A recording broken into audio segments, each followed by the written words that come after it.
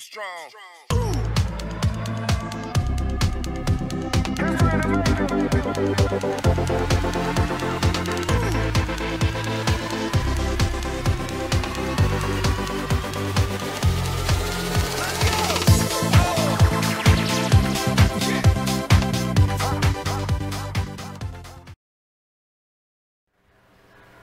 Selamat pagi anak-anak.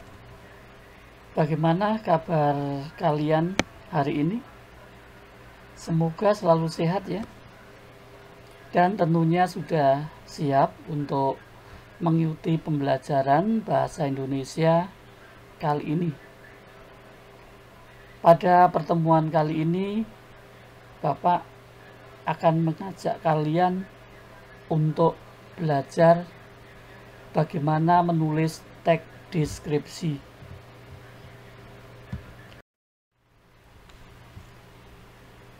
Pada pertemuan sebelumnya, kita telah mencermati beberapa contoh teks deskripsi. Dari sekian contoh teks deskripsi itu, kita semuanya melihat bahwa semua teks deskripsi itu berisikan paparan gambaran tentang suatu objek yang kemudian dituangkan dalam paragraf demi paragraf yang kalau dilihat dari strukturnya terdiri dari paragraf identifikasi, deskripsi bagian, dan simpulan. Nah, sekarang bagaimana cara mengembangkan paragraf-paragraf tersebut? Mari kita bersama-sama mencermati langkah-langkah dalam penulisan teks deskripsi itu seperti apa. Hal pertama yang harus kita lakukan ketika kita akan menulis teks deskripsi yaitu menentukan tema yang akan digambarkan. Dalam hal ini, penulis harus konsen dan fokus pada satu tema. Mengapa? Supaya apa yang kita tulis itu nantinya punya arah yang jelas. Anak-anak, tema itu luas. Banyak hal yang kita bisa angkat sebagai tema sebuah teks deskripsi. Sehingga tema yang luas tersebut harus kita batasi menjadi topik-topik kecil. Contoh pembatasan tema seperti ini. Kita mengambil tema tentang keindahan alam. Nah, keindahan alam ini banyak, luas, sehingga harus kita persempit lagi dengan membuat topik-topik. Misalnya, keindahan alam pedesaan, keindahan alam pegunungan, keindahan alam pesisir pantai, dan pemandangan di padang gurun. Dari situ terlihat ruang lingkupnya sudah berbeda. Keindahan alam ruang lingkupnya luas. Nah, sekarang ketika menjadi keindahan alam pedesaan, pegunungan, pesisir pantai, padang gurun, sudah menjadi sempit. Nah, setelah kita menentukan topik, maka kita sudah mulai punya gambaran tentang apa yang akan kita deskripsikan. Untuk itu, langkah berikutnya kita mesti memilih objek yang akan digambarkan serta membuat judul untuk tulisan kita.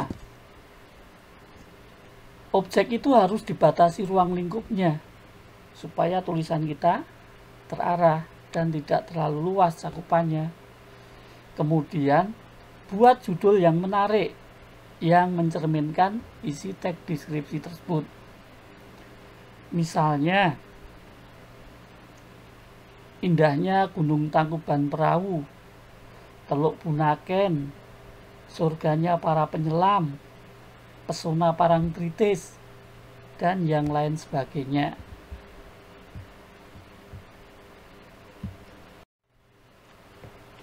Nah, anak-anak, setelah kita menentukan objek, Maka langkah berikutnya yang perlu kita persiapkan adalah melakukan pengamatan objek.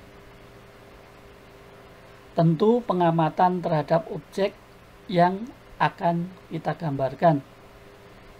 Pengamatan itu kita lakukan secara langsung dengan tujuan untuk mendapatkan data, informasi terkait dengan objek tersebut yang meliputi informasi detail tentang objek, keadaan di sekitar objek, dan suasana di sekitar objek. Semua yang kita lihat tentang objek itu kita data, kita gali sebanyak mungkin. Misalnya, kita sudah punya satu objek pengamatan tentang sekolah. Nah, hal apa yang dapat kita amati dari sekolah itu? Pagar sekolah, halaman sekolahnya, gedungnya, ruang kelasnya, perpustakaannya, guru-gurunya, atau bahkan sampai ke murid-muridnya. Nah, anak-anak, selain melalui pengamatan langsung terhadap suatu objek, kita bisa juga mendapatkan informasi melalui pengumpulan data yang berupa contoh-contoh, angka, grafik, gambar, atau statistik, di mana data ini nantinya kita jadikan sebagai gambaran ilustrasi pada teks deskripsi kita. Tentu sebelumnya data harus kita pilih dan dikelompokkan dalam daftar data. Nah, anak-anak, setelah kita peroleh data, maka data-data tersebut perlu kita kelompokkan. Berikut contoh pengelompokan data.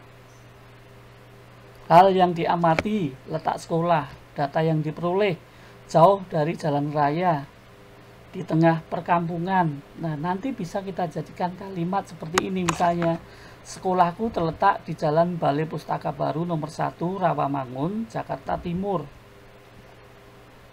Hal kedua yang diamati, ruang kelas. Berukuran 12 meter x 14 meter, memiliki pendingin ruangan, penerangan cukup. Kalimatnya misalnya seperti ini. Kelasku memiliki ruangan yang cukup luas dengan ukuran 12 meter x 14 meter. Hal ketiga, teman sekolah. Hasil pengamatan. Teman ramah-ramah, banyak yang dari sekolah feeder. Contoh kalimat, teman-teman sekelasku sangat ramah, banyak dari mereka berasal dari sekolah feeder. Anak-anak, langkah berikutnya adalah menyusun kerangka karangan. Kerangka terdiri dari gagasan dasar dan gagasan penjelas. Dalam membuat kerangka deskripsi, akan lebih mudah jika dibantu dengan pertanyaan apa, siapa, di mana, kapan, mengapa, dan bagaimana tentang objek yang akan dideskripsikan. Misalnya, kita mengambil topik tanah longsor di Bogor, maka kita dapat mengajukan beberapa pertanyaan, seperti di manakah peristiwa itu terjadi, kapan peristiwa itu terjadi, berapakah jumlah korban tanah longsor itu, bagaimanakah peristiwa itu terjadi. Nah, jawaban atas pertanyaan-pertanyaan ini nanti kita bisa jadikan kerangka dalam penyusunan teks deskripsi tersebut. Berikut ini contoh kerangka karangan. Teks deskripsi dengan objek sekolahku. Kita akan kembangkan menjadi sebuah karangan dengan kerangka. Bagian awal berisi lokasi sekolah, seterusnya ruangan kelas, diikuti dengan teman sekolah, lalu Bapak Ibu guru, halaman sekolah, dan kegiatan sekolah. Artinya secara kasat mata, sebuah teks deskripsi dengan judul sekolahku itu nanti akan terlihat terdiri dari 6 paragraf. Paragraf pertama berisi lokasi sekolah, kemudian yang kedua berisi ruang kelas, 3 teman sekolah, begitu seterusnya. Setelah kita membuat kerangka teks deskripsi, sebelum kita mengembangkannya menjadi satu buah teks, kita terlebih dahulu harus menetapkan pola pengembangan yang sesuai. Data-data yang kita peroleh, kita susun sedemikian rupa, kita urutkan, kita kelompokkan, dan kemudian kita kembangkan menjadi sebuah teks deskripsi dengan bagian-bagian utamanya, yaitu identifikasi umum, deskripsi bagian, dan simpulan. Selanjutnya, dari kerangka-kerangka yang ada tersebut, kita kembangkan menjadi paragraf yang utuh. Paragraf merupakan pengembangan dari gagasan utama atau gagasan pokok dengan menambahkan beberapa gagasan penjelas. Gagasan pokok sebagai kalimat utama dan gagasan penjelas merupakan kalimat penjelas. Kembangkan kalimat-kalimat tersebut menggunakan kalimat yang padu dengan cara memanfaatkan kata penghubung. Di samping itu, kembangkan paragraf tersebut menggunakan kalimat-kalimat yang logis. Logis itu sesuai dengan penalaran sehat. Nah, setelah kerangka karangan tersebut kita kembangkan menjadi beberapa paragraf, maka akan jadilah satu buah teks deskripsi. Tetapi pekerjaan kita tidak bisa berhenti sampai di situ saja. Kita harus kembali melihat teks yang telah kita susun. Bisa jadi di dalamnya masih ada hal-hal yang perlu kita perbaiki.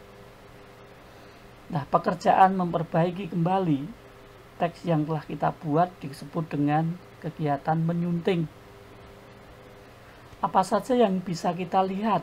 Misalnya dari sisi penggunaan ejaan, sudah benar atau belum, kemudian pemakaian tanda baca, struktur kalimat, dan juga kepaduan paragraf. Termasuk di dalamnya, apakah kata-kata yang kita gunakan sudah sesuai dengan standar kebakuan bahasa Indonesia. Untuk mempermudah kamu di dalam menyunting, kamu bisa menggunakan pedoman PUEB. Nah, anak-anak, itu tadi beberapa langkah yang kalian dapat lakukan ketika akan menulis teks deskripsi. Bapak berharap kalian bisa menyimak langkah-langkah tersebut dan nantinya kalian bisa menulis teks deskripsi dengan bagus. Di akhir pembelajaran ini, Bapak akan berikan kalian beberapa latihan. Tolong latihan ini kamu persiapkan untuk pembelajaran berikutnya. Sekian, terima kasih, selamat belajar. Terima kasih, jangan lupa like dan subscribe-nya ya.